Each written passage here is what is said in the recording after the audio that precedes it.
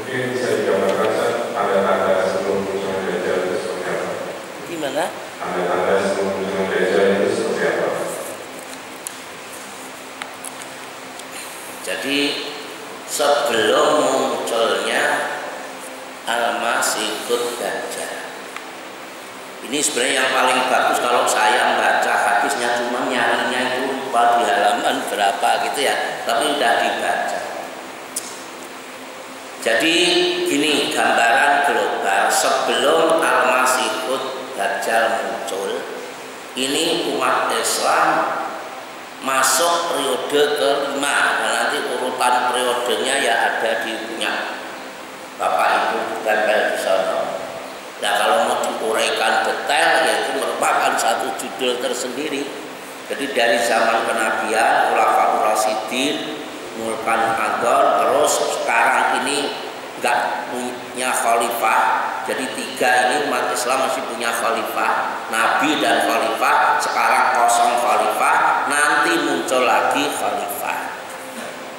Nah, kalau nanti sudah muncul seorang khalifah yang namanya Muhammad atau Ahmad bin Abdullah, karena dia Imam Mahdi Al-Mahdi, dia itu keturunan Fatimah Al-Fatimi, dia suku Quraisy Al-Quraisy.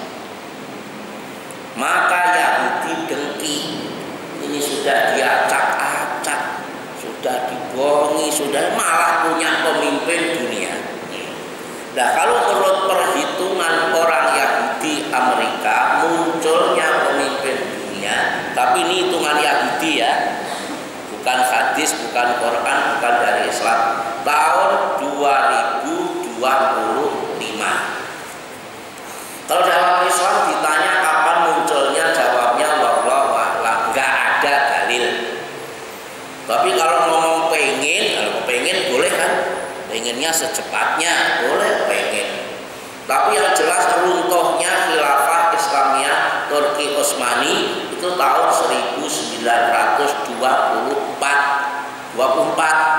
Lah pengennya sejak 100 tahun ada mujaddid, ya pengennya 2024, cuman pengennya, tapi dalil tidak ada. Setelah muncul itu maka dengkilah Yahudi, maka 70.000 Yahudi bersatu untuk menghancurkan Islam. Jadi kalau belum muncul khalifah, ya belum akan ada Dajjal. Lalu yang sangat dekat sekali nanti kemarau 3 tahun. Jadi di dalam hadisnya Allah menghentikan 1/3 tahun pertama, 1/3 dari hujan berhenti. Tahun kedua 2/3. Tahun ketiga seluruhnya. Sehingga banyak tanah kering, tidak numbuh tanaman, binatang pun banyak yang mati. Nah, nanti yang lain mana danau ya, itu pun mengering, dan sekarang ini sebenarnya sudah mulai berkurang. Nah, itu diantara tanda-tanda sebagian dari tanda akan munculnya Al-Masihud Dajjal. Tapi yang jelas Al-Masihud Dajjal tidak akan muncul sebelum terlebih dahulu munculnya khilafah Islamiyah. Rame sekarang ngomong khilafah lagi rame, datang ini ada lagi yang lain. Nah, ini mau tanya.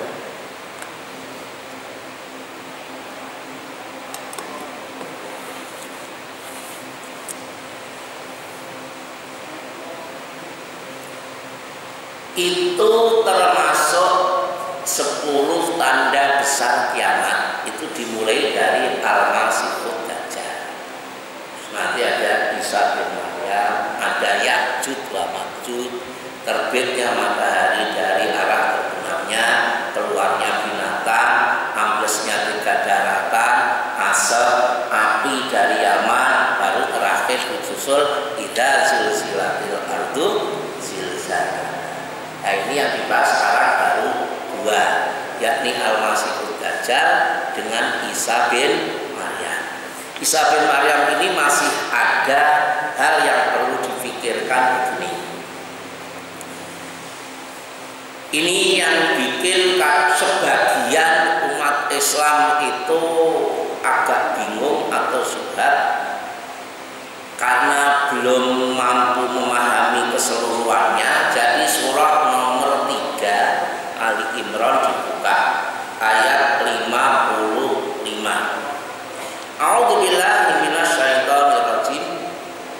Idh qala Allahu ya Isa inni mutawaffika wa rafi'uka ilayya. Ingatlah tatkala Allah berfirman kepada Isa, ya Isa, ini mutawaffika, sesungguhnya aku mewafatkan kamu. Coba dibaca terjemahnya, situ diterjemah apa? Ingatlah firman Isa, sesungguhnya aku akan menyampaikan kamu kepada akhir ajalmu. Nah, akan menyampaikan kamu ke akhir ajalmu lah ya. Mewafatkan sama ya, mematikan, terus Dan mengangkat kamu kepadaku. nah terus Allah serta membersihkan kamu dari orang-orang yang kafir dan menjadikan orang-orang yang mengikuti kamu di atas orang-orang yang kafir hingga hari kiamat.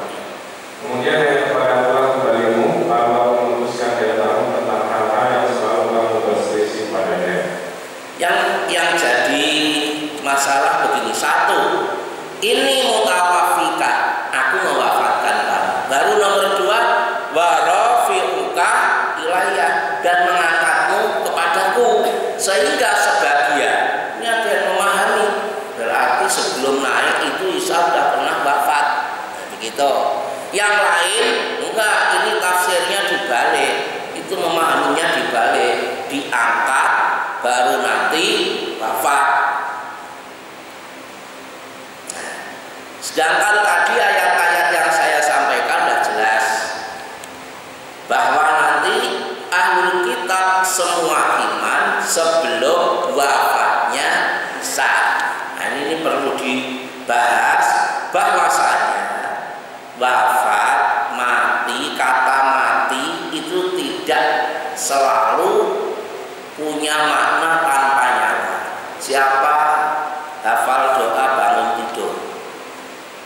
Alhamdulillahilladzi ahyana ba'dama amatana.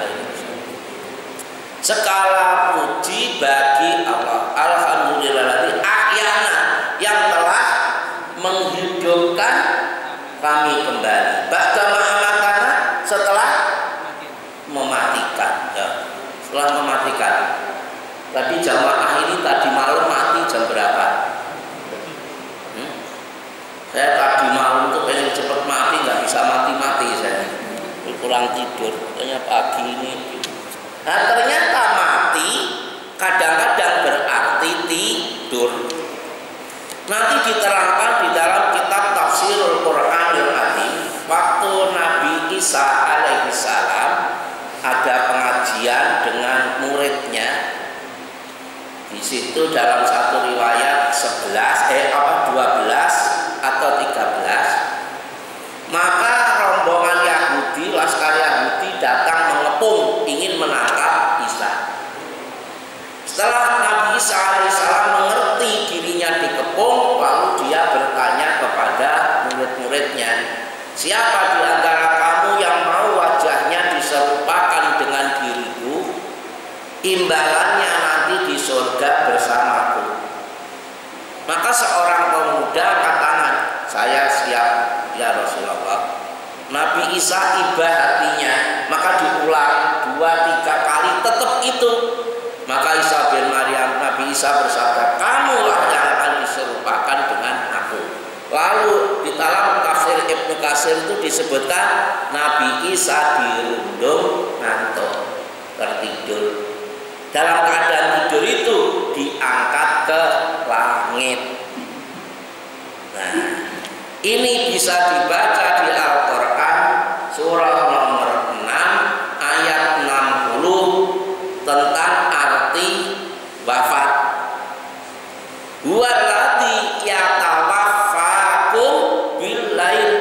dialah yang mewafatkan kamu di malam hari. Nah, ternyata wafat di situ artinya tidur.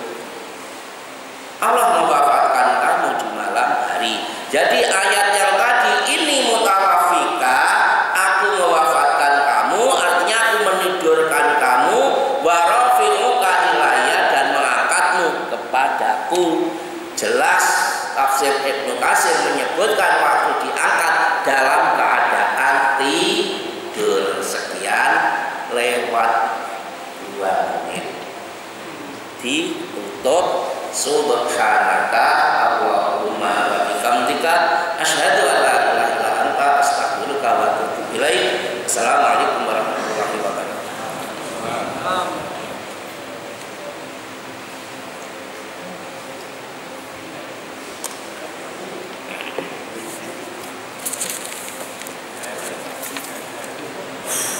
Iya. Terasa.